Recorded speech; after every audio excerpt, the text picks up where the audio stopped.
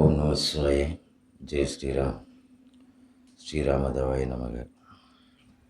அதாவது மக்கள் வாழ்க்கை என்னும் தத்துவத்தை உணரணும், புரியணும். அதில் முக்கியமான பாடம் ஒன்று இருக்குது. முக்கியமான பாடம் என்ன அப்படின்னோம்னா, வாழ்க்கையில் நிம்மதி வேணும்.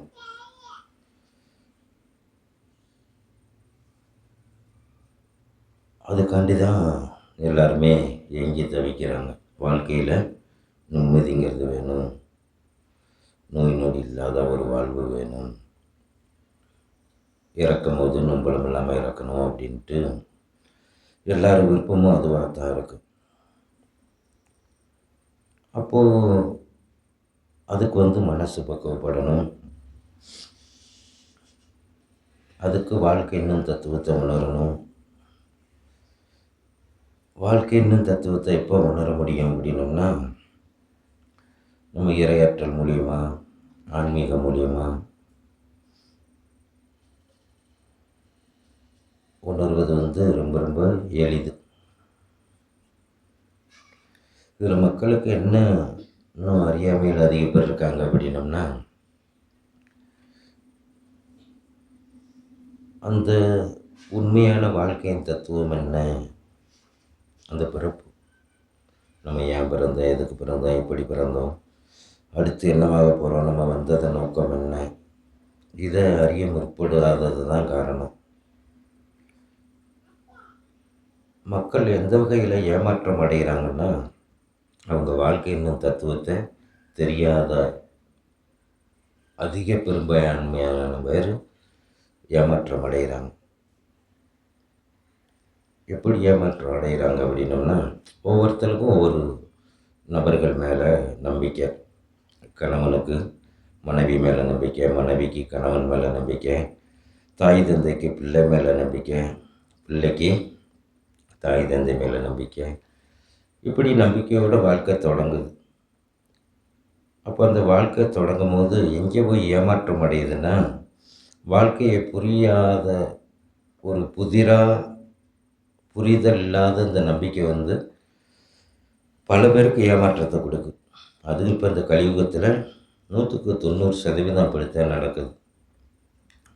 ஏதாவது தேவை, அதாவது பிள்ளைக்கு தாய் தந்தை தேவைண்டா பற்று அதிகமாக இருக்கும். அதே போல் கணவனுக்கு மனைவி தேவைண்டா, மனைவிக்கு கணவன் தேவைண்டா. தேவை இல்லாத போது அது அந்த பாசம் பொய்யா போயிடுது. அதுக்கு வயசாயிடுச்சோ, இல்லாட்டி வறுமை வந்துருச்சோ, இல்லாட்டி முதுமை வந்துருச்சோ, இப்படிங்கும் போது எதுவுமே தேவையில்லாமல் போயிடுது. அப்படி தான் உலக நடப்பு இருக்குது. என்ற அதிக நபர்கள் நம்மள்கிட்ட புலம்புவதை நம்மளே பார்த்துருக்கோம், கேட்டிருக்கோம். இதே இலக்கில் நிறையா பேர் அழுது துவைச்சிட்டு போயிருக்காங்க. கணவனால் ஏமாற்றப்பட்ட மனைவிகளும் அழுது துவைச்சிருக்காங்க.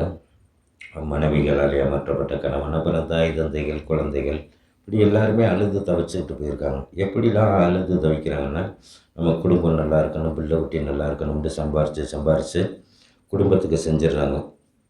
இப்போ வெளிநாட்டில் இருக்கிறாரோ உள்நாட்டில் இருக்கிறாரோ பணத்தை ஃபுல்லாக மனைவிட்ட கொடுத்துட்றாங்க. சில மனைவிமார்கள் ஏமாற்றிடுறாங்க. அந்த கணவன் அழுது துவைச்சிட்டு போகிறார். இத்தனை வருஷம் உழைச்சி கொடுத்தேன், இப்போது விட்டுட்டு போயிட்டாங்கன்ட்டு ஒரு பக்கம், கொண்டுட்டாங்கன்ட்டு ஒரு பக்கம், இப்படிலாம் போகுது. அதே போல் மனைவிமார்களையும் சில பேர் ஏமாற்றிட்டு போயிடுறாங்க. சில பேர் அதிகமாக தாய் தந்தை அந்த வயசான உன்னையே புறக்கணிக்க ஆரம்பிக்கிறாங்க. இது எப்போ அவங்களுக்கு தெரிய வருது அப்படின்னோம்னா, அந்த ஏமாற்றம் என்னைக்கு அடையுதோ அப்போத்தையும் யோசிக்கவே ஆரம்பிக்கிறாங்க. எப்படி யாரெல்லாம் ஏமாற்றப்படுறாங்களோ அன்னைக்கு கொஞ்சம் விழிப்புணர்வு அடைய ஆரம்பிக்கிறாங்க. அப்போ இந்த வாழ்க்கைங்கிறது என்ன, இந்த பந்தம்ங்கிறது என்ன, பாசம்ங்கிறது என்ன, இத்தனை வருஷம் வாழ்ந்த வாழ்க்கைக்கு அர்த்தம் என்ன, அப்படி சந்தோஷமாக இருந்தாங்க, இவ்வளவு அந்யோன்யமாக இருந்தாங்க, உயிரை கொடுப்பேன்னாங்க. இன்றைக்கி நிலைமை உட்காந்து ஒரு வீட்டில் உட்கார இடம் இல்லை, சாப்பிட இடம் இல்லை, வழிவகை இல்லை அப்படின்ட்டு அப்போத்தான் யோசிக்கவே ஆரம்பிக்கிறாங்க. அதில் அதிக பேர் வயசு முதிர்ந்த பின்னாடி யோசிக்க ஆரம்பிக்கிறாங்க. இல்லாட்டி தன்னால் உழைக்க முடியாத போது அடுத்தவங்களால் உதாசீனப்பட்ட பிறகு யோசிக்கிறாங்க. இதுக்கெல்லாம் என்ன காரணமாக இருக்குன்னா, அந்த வாழ்க்கை என்னும் தத்துவத்தை உணராத வகையில் கடைசியில் உட்காந்து புலம்ப வேண்டியது இருக்கும். சரியா? இது கலியுகத்தில் நடக்கும். கலியுகத்தில் எல்லாருக்குமே ஒரு முறை வந்து போகும். அது வராமல் இருக்கிறவங்களுக்கு சந்தோஷம். அது ஏதாவது ஒரு காலத்தில் ஏதாவது ஒரு நேரத்தில் வந்து தான் ஆகும். ஏன்னா ஒரு கஷ்டத்தில் தான் நல்லது கெட்டது எல்லாம் தெரியும். ஏதாவது ஒன்று இழந்த பிறகு தான் அது இருந்தபோது அருமை தெரியும். ஒரு சுண்டி விரலா இருந்தாலும், நெகமா இருந்தாலும் அது இருக்கும்போது அதை அலட்சியப்படுத்துவாங்க. அது இல்லாத போது தான் அதனுடைய அருமை தெரியும். சரியா? அப்போ நம்மளுக்கு என்ன ஒரு ஆதங்கம், ஆத்திரமா இருக்குது அப்படின்னோம்னா, கடமை கடமையை நம்ம மீறச் சொல்லலை. யாரையும் விட்டுட்டு ஓடியாங்கன்னு சொல்லலை. யாரையும் விட்டுட்டு போங்கன்னு சொல்லலை. கடமைகள் இருக்குது. அதே கடமையை இன்றைக்கி குடும்பத்துக்கு செய்கிறத பொது காரியங்கள், கோவில்கள் இதுக்கு செஞ்சிட்டோம்னு வைங்களேன், அதோடு சேர்த்து நீ இன்னைக்கு ஒரு 50,000 ரூபாய்க்கோ 1,00,000 ரூபாய்க்கோ உங்கள் வீட்டுக்கு பண்ணும்போது ஒரு 5,000 10,000 1000 500 ஒரு 100ல் 1 பங்காவது தொடர்ச்சியாக, எப்படி 100ல் 1 பங்காவது தொடர்ச்சியாக ஏதாவது ஒரு ஆண்டவனை இருக்க பிடிச்சிக்கிறது. எப்படி ஏதாவது ஒரு தெய்வத்தை இருக்க நீ பிடிச்சிக்கிட்ட அப்படின்னம்னா இந்த புழப்பத்துக்கு வேலையே கிடையாது. எப்படியா என்னையால் 100க்கு 150% கேரண்டி கொடுக்க முடியும். தெய்வம் வந்து 1 பைசா செஞ்சாலும், 1 ரூபா செஞ்சாலும், 100 ரூபா செஞ்சாலும் அதனுடைய பவர் வந்து வேறு மாதிரி இருக்கும். இது ஏன் அப்படின்னம்னா, நம்ம குடும்பத்தில் ஒரு நபராக நம்மளுக்கு பிடித்த தெய்வத்தை நினச்சிக்கிறோம். சும்மா கொஞ்ச நாளைக்கு கற்பனையில் கூட வாழ்ந்து பாருங்களேன், அது விட்டு வெளியே வர மனசு வராது. கற்பனையில் இன்றைக்கி 5 பேருக்கு உட்காந்து, நம்ம வீட்டில் ஒரு 5 பேர் இருக்கோம், சாப்பிட்றோம். 6வதாக ஒரு இலையை போட்டு வைங்களேன், இல்லாட்டி கொஞ்சோண்டு எடுத்தாவது ஃபஸ்ட்டு வைங்களேன். அதை தொடர்ச்சியாக செஞ்சு பாருங்கள், அதனுடைய இன்பம் வேறு மாதிரி. இன்றைக்கி தீமண்டை வாங்குகிறோம், தெய்வத்துக்கு அந்த நினப்பு வந்துட்டாலே போதும்.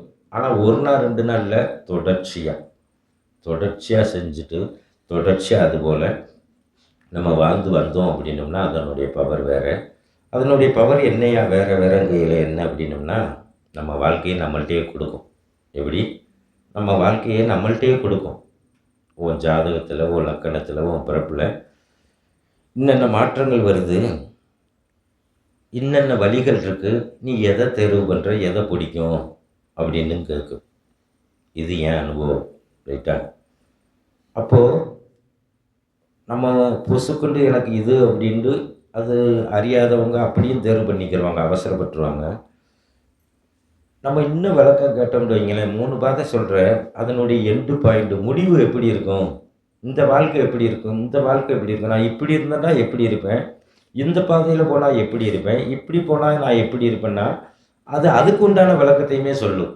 நீ இந்த பாதையில் போனால் என்னென்ன இடையூறுகள் வரும், இதையெல்லாம் நீ இத்தனை காலங்களில் கடக்க வேண்டியது இருக்கும், இதுக்கு பிறகு இது இப்படி இருக்கும் இப்படி இருக்கும்ட்டு அது விளக்கம் சொல்லிக்கிட்டே போகும். ஏன்டா பொழுது போகாத நேரத்தில் இது மாதிரி நம்ம ஃபஸ்ட்டு உறவாட ஆரம்பிச்சுக்கிட்டோம்னு வைங்களேன், இந்த செல்லு பார்க்குறது மாதிரி டெய்லி ஒரு 1/2 மணி நேரமோ 1 மணி நேரமோ உட்காந்து பேசிக்கிட்டே இருக்கலாம்.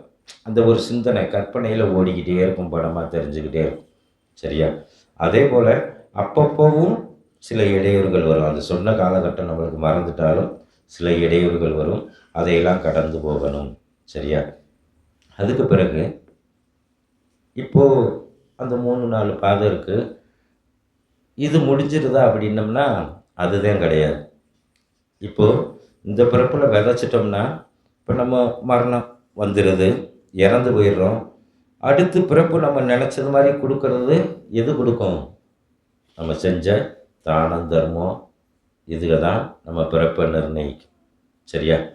அப்போது நம்ம குடும்பத்தில் ஒரு நபராக இறைவனை நினச்சி அதை தொடர்ச்சியாக செய்ய எந்த அளவுக்கு நம்மளால் முயற்சி, அதை திருவினையாகம் தொட்டிக்கு முயற்சி அடையும் தொட்டிக்கு நம்ம முயற்சி எடுத்துக்கிட்டே இருக்கணும். எடுத்த காரியம் நம்ம நோக்கங்கள் நிறைவேறும் தொட்டிக்கும் அதை கைவிடவே கூடாது. இன்றைக்கி சாப்பிடும்போது எடுத்து வைக்க மறந்துட்டோமே அப்படின்னாலும் ஆகோ ஏதோ ஒரு ஆபத்து, ஏதோ ஒரு சின்ன பிரச்சனை வரப்போகுதுன்னு அர்த்தம். அந்த ஞாபகம் வந்துக்கிட்டே இருக்குது. இன்றைக்கி சந்தைக்கு போகிறோம், காய்கறி வாங்கும்போது இறைவன் ஞாபகம் வந்துடுது, ட்ரெஸ்ஸு வாங்கும்போது இறைவன் ஞாபகம் வந்துடுது, தண்ணி குடிக்கும்போது இறைவன் ஞாபகம் வந்துடுது, சாப்பிடும்போது இறைவன் ஞாபகம். ஒவ்வொரு ஆற்றலுக்கும் இமைப்பொழுதும் என் நெஞ்சில் நீங்காதான் தாழ்வாள்க. ரைட்டா? நம்ம கண் இமைக்கிற பொழுது இப்படிங்கிறதுக்கு கூட என்னை விட்டு நீங்கிடக்கூடாது அந்த நினைவு அப்படிங்கிற ஒரு எண்ணம் நம்மளுக்குள்ளே இருந்துருச்சுன்னு வைங்களேன், வாழ்க்கையில் கஷ்டங்கிறதுக்கும் நஷ்டங்கிறதுக்கும் வேலையே கிடையாது. ஏன்னா நடக்கிறதெல்லாம் முன்னாடியே தெரிஞ்சு போயிடுது. அப்புறம் எதுக்கு நம்ம கஷ்டப்படுவாங்க? அதுக்கு நம்ம மனசு மட்டும் ஆயத்தப்பட்டுக்கிறணும், தயார்படுத்திக்கிறணும். மனுஷ நிலையில் இருக்கிறனால செத்த நேரம் சஞ்சலம் வந்து போயிடும், அவ்வளோதான், நீடிக்காது. சரியாயா? அதனால வாழ்க்கை என்னும் தத்துவம் இதுதான். நம்மளும் பல வருஷமாக இதை உணர்ந்து சொல்லிக்கிட்டு தான் வர்றோம்.